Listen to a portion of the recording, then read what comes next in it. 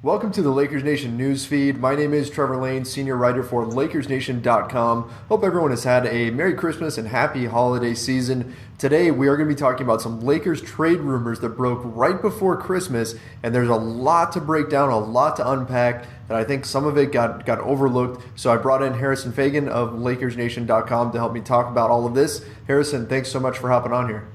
Yeah, no, thank you for having me. I guess you said unpack, but I guess you could say we have a lot of trade rumors to unwrap. Unwrap, yeah, I guess that is more festive, huh? Yeah, I mean, it's the day after Christmas, but it's fine. These broke before Christmas. We're late opening our presents. That's right, and that's totally okay. Yeah. So the first one that we got came from Adrian Wojnarowski of ESPN, who is known as the news god of basketball. And he put out, well, it was in a show that he was doing, he mentioned that the Lakers are having trouble finding a taker for Luol Deng, that they're not able to find anyone who will trade for him, at least not without wanting multiple first-round picks, or Brandon Ingram or Kyle Kuzma, and we can assume Lonzo Ball would probably be in that group as well. So Harrison, what does that all mean? What are the Lakers' options then with Luol Deng if they can't find a taker for him via trade? Well, so the first thing about this was that I guess I wasn't surprised that it's news. It's news if he actually has sourcing that they've given up. And Woj, I think, is probably fairly well sourced within the Lakers, right. Especially like it seems to be with this new regime. He's been getting more scoops with them. But I almost feel like he could have just thrown that, like if he wanted to. Woj would never do this. He's a well-sourced guy, but like I almost feel like anybody could have just thrown this at the wall. Like how realistic is it that the Lakers would believe that they could trade Luol Deng? I think like he's played 13 minutes total this year. They've shut him down. He's demanding a trade. Like they don't have a lot of leverage, and he's on one of the worst contracts in the NBA. So I think this is not going to be an easy thing for them to move him, and they really need to if they want to free up the type of cap space that we know that Magic and Pelinka are really hoping to get this summer. Right, yeah. I mean, they are hoping to have enough to sign 2 max free agents as of right now, which I'm actually hearing a lot more people be interested in going this route, but they actually right now have enough for 1 max free agent, so you can land Paul George and no one else, or DeMarcus Cousins and no one else. But then that would give you enough space to bring back guys like Julius Randle, keep Jordan Clarkson around. Pieces like that could probably stay in, so maybe you have a little bit more depth. But we know the Lakers, I mean, they want stars, and they want to get 2 of them. They want LeBron James and Paul George, or Paul George and DeMarcus Cousins. And so in order to do that, they're going to have to try to figure out a way to move that Luol Deng salary. Now, a lot of people say, oh, well, why don't they just waive him? What's the reason why you wouldn't want to do that, Harrison? Can you explain that? Well, because his contract's guaranteed, and so if you just waive him, you get no financial benefit. It's like his guaranteed money would remain on the books, and he'd be free to go sign wherever.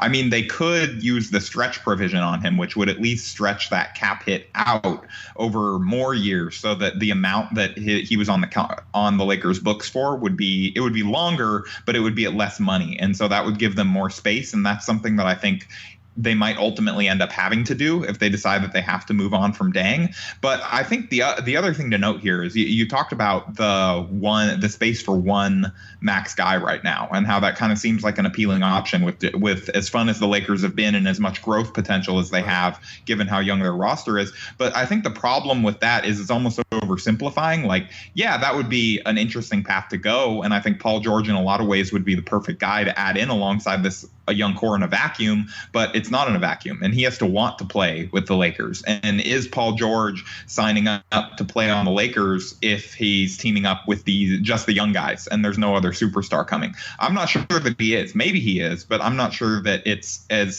I'm not sure that he's that desperate to sign in LA that he's going to sign on for like another year of kind of like not really contending for titles. And I mean, they'd be a playoff contender with Paul George, but very clearly based on this year. But it wouldn't be like he wouldn't be joining a super team, which I think is what Magic and Pelinka are hoping to pitch. Right. Yeah. I mean, if you had just Paul George, you expect for to see some growth from Lonzo Ball and, of course, Brandon Ingram. These guys are going to get better, so you can expect to see a better team next year, regardless of whether or not they landed Paul George. But trying to lure him in, just saying, hey, Brandon Ingram's going to be a little bit better. Lonzo Ball is going to be a little bit better. Come play with these guys. Kyle Kuzma should be a little bit better. That's not as strong of a lure as saying, hey, we've got enough space to bring in you and LeBron James. Come play with LeBron and Lonzo and Brandon Ingram and those guys, right? That's That's the key selling point there. And so, yeah, you're right. You may not be able to get a Paul George if you don't have enough space for 2 stars.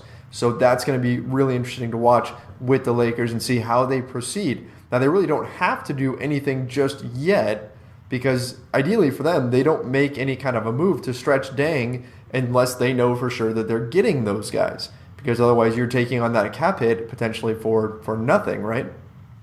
Yep, exactly. Because if they do it prematurely, then all of a sudden, I mean, sure, you'd have more cap space like each year, but you're stretching out his cap hit longer. And so it's the same thing with, another guy that they were talking about that Woj reported that trade rumors about that the Lakers were, they wanted to move. They were confident they could move Jordan Clarkson, but they wanted to wait till after the season. And I think it's kind of the same principle in that you don't want to do this stuff before you have to, because it's if you move Clarkson, if you move Randall, if you stretch Deng and you do it before you have to, you can end up kind of getting left like empty-handed, and then you still penalize. So basically you penalized yourself for nothing. And I think that in the ideal scenario, they'd wait to make these moves until they had LeBron and they had Paul George and these guys were, or whatever 2 superstars it may be, and these guys are saying, okay, we're ready to come play in LA, make it happen. And that's kind of what LeBron did with his last destination, where the Cavs started making this flurry of moves in order to free up cap space, like right at the buzzer. And so when he started to give inklings that he was considering a return home. And so, I think if you're a Lakers fan, you're hoping that he does the same thing with LA so they don't have to make these moves before they need to. Right. Yeah. With Clarkson, I mean, with Deng, if you stretch him now, or if you stretch him before you really know, then yeah, you are punishing yourself essentially. You're stretching out how long you're going to be dealing with his salary, and then you don't even have the player. You can't trade him. You can't do anything with it. It's just dead money eating up your cap space. With Jordan Clarkson, the rationale is, hey, let's not move him right now, because he could help us win basketball games right now. And the Lakers don't have their draft picks, so they have all the incentive in the world to win games right now and show these free agents like LeBron, like Paul George, hey, we're a fun up-and-coming team, and we've got something here. We've got guys who can win games. They just need a little bit of extra help. They just need that little boost, and then they're going to be right there with the rest of the West. So why don't you come in and be that little extra boost, because these guys are ready to win.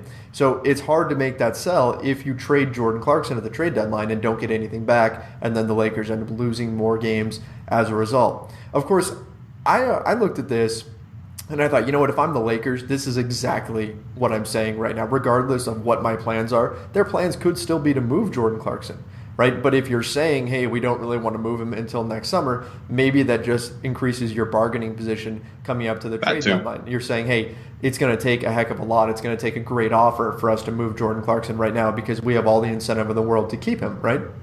Yeah, it could be leveraging for sure, because why wouldn't they say this? Why wouldn't they leak this? Because that way, if a team feels like they're a Jordan Clarkson away from grabbing the 8th spot in the West or the East or whatever it may be, or they're a Jordan Clarkson away from being a contender, I'm not sure which teams would feel that way. But if there was a team out there that said, hey, we need this guy to give us some scoring off the bench or whatever it may be, then all of a sudden they have to up their offer a little bit. Whereas if they think that you're just desperate to give away Jordan Clarkson, then it's maybe a little bit harder to get the type of offer that you'd want for him. And the other thing too with Clarkson is, you mentioned they want to continue to play well with him. And if they move Clarkson, it's not like Clarkson's been setting the world on fire lately. He started out the season stronger and then has tailed off a little bit since then. But no matter what you think of Jordan Clarkson's game, he's a better player than Tyler Ennis, or as the TNT broadcast calls him, James Ennis. Yes. And he's a better player than Alex Caruso right now. I mean, Alex Caruso has done some nice things. They're different players, but he's better than both of those guys. And if you take out his minutes and you're giving all of them those guys start eating into more of those minutes, then the Lakers are a little worse. Now, sure, you could start to play Josh Hart a little bit more and stuff like that. Like, you can tinker around the edges of the rotation, and the Lakers might even be better off in some ways if they had one less guy. But that's math that they have to think about, and that's the way that they have to look at it, is like, who's replacing Jordan Clarkson if we do move on from him. It's not just who he is as a player. Right, yeah, you are definitely making the team worse if you trade him and you don't get anything back, or you don't get anything as good as Jordan Clarkson, or at least comparable to him in return, right? I mean, if if they trade Jordan Clarkson for, say, just a random expiring contract and, say, a second-round pick or something, which is probably what they'd be looking at, I would imagine. I mean, ideally, they'd like a first, but I don't know if that's realistic or not. But if those are the pieces you get back, just some random expiring and a second-round pick or something like that, then, yeah, you are making the team worse. We do know the Lakers' schedule does get lighter here as we move into January and February because it had to, because December was brutal. Yeah. But, I mean, that was one of the worst schedules I think the league has ever seen. But so it's going to get lighter. They're going to have more opportunities to win. And a guy like Jordan Clarkson can help you take advantage of those because on any given night, he could go off. He could also shoot 7 for 25 or whatever he shot against the Minnesota Timberwolves. But he still has the ability in him to get out there and produce a lot of points. And that can translate to wins. So, yeah, there's some incentive there to hang on to him for sure. Yeah, and the Lakers just don't have a lot of guys that can get their own shot. And so he can at the very least do that, even if he's not as much of a creator as they'd probably like. Like when they had to start him the last night, as of when we're recording this in the Christmas Day game, he probably shot a little bit more than they would have liked in that first quarter. And they definitely ran some stuff that seemed designed to get the ball out of his hands a little bit more quickly so that the Lakers could run more of an offense. But still, that has value, and especially coming off the bench once Lonzo Ball gets healthy again, it has a little bit more value, and so that's kind of the calculus that they're looking at. So at this point, the Lakers are heading into the trade deadline, which we know comes up at the beginning of February, so it's going to come up pretty quick here, and they seem to be positioning themselves to where they don't have to make a move, or at least that's what's being put out there, that they don't have to make a move at the deadline, although maybe they will if the right offer comes along, which, I mean, to me, that seems like the thing that a veteran front office will be doing, right? This is the kind of message that you would expect the team to be putting out there. Now, whether or not they'll actually abide by that, will they really refrain from making a move at the trade deadline, or will they make a trade? I don't know. I mean, based on how active they were last year when they traded Marcelo Huertas, the catalyst, right? I mean, and of course Lou Williams. Lou Williams, of course, is the afterthought. Marcelo Huertas was the main trade. Yeah. That. But yeah, if they are as active as they were before, I still kind of think that they're going to end up doing something.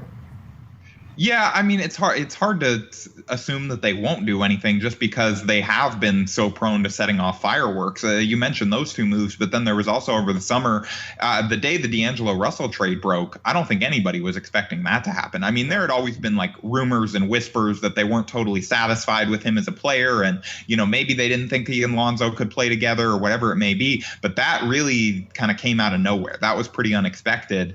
And this front office, for better or worse, when they make a decision about a guy, or when they make a decision about a player they like that's either on their team or on another team, or they decide that they can make a move, they just go and make that move. They don't like sit there. There aren't a lot of leaks coming out about it, which is kind of what Magic Johnson said when he was coming in as the new general manager. He said that there weren't going to be a lot of leaks, and I don't know that there have been more or less than other NBA front offices. There was kind of the unintentionally funny moment where he said there's not going to be any more leaks. Oh, but by the way, lots of teams are calling about Lou Williams while he was live on the air. Right. But so I guess that's not a leak if you say it publicly yourself. Yeah. But yeah, I mean, there hasn't been a lot of lead in to these things happening. It's just kind of happened. Even the Lou Williams trade, like he said that, but then I don't remember a lot of rumors about Lou Williams. I just remember all of a sudden Lou Williams was gone. And there definitely weren't a lot of rumors about the catalyst move.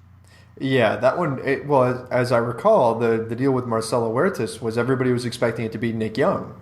And in fact, I hope I'm remembering the story correctly. That one was right at the deadline, I remember, and people weren't sure. They just saw that Ennis was coming to the Lakers, and it wasn't clear who was going back yet. Yes, and everybody on the plane, they were getting on the plane to go travel. I forget where they were traveling to, but everybody kind of turned and looked at Nick Young when word broke that the Lakers had made a trade because they thought it was probably him, and then it turned out it wasn't. It was Huertas who got sent to Houston in exchange for Tyler Ennis. So, yeah, you never know with these Lakers. We'll see what they end up doing. But, Harrison, before we get out of here, what's your gut? Jordan Clarkson, Luol Deng, let's even throw Julius Randle in here, a guy that we could certainly talk a lot about. We'll talk about him on our next show. Do those guys survive the trade deadline? Are they with the Lakers? Yes or no? Yeah, I'm always, when people ask me if a team is going to make a trade or not make a trade, I always lean towards no, just because so many things have to come together that it's almost always more likely that a deal isn't made than that a deal is made. It's just hard to put a deal together in the NBA where everybody's satisfied, the math totally works, it makes sense basketball wise or planning wise for both teams. And so I think, and then there's also the factors of the Lakers don't technically have to do this until the summer. And so I think with all of those factors kind of going, if I had to guess, I would say they don't make a move. But again, this front office will come out of nowhere sometimes. So I've been wrong before. I thought they were going to try and pair D'Angelo Russell and Lonzo Ball together, and look where that got us. So, like, I'm not an expert. I don't know. I can't read their minds. So we'll see what happens. So they probably won't unless they do. Yeah, exactly. That's where we're at. Hedging my bets. All right. Well, hey, thank you very much for taking the time here, Harrison. Really appreciate it. And, of course, head over to LakersNation.com for all the latest. As we get closer and closer to the trade deadline, expect the rumors to start heating up, and we're going to hear more and more about who the Lakers could be looking to move as they prepare for a big summer of 2018. Thanks so much, everybody, for listening and watching. If you're watching this on YouTube, this has been the Lakers Nation News Feed, your home for all the breaking Lakers news. See ya.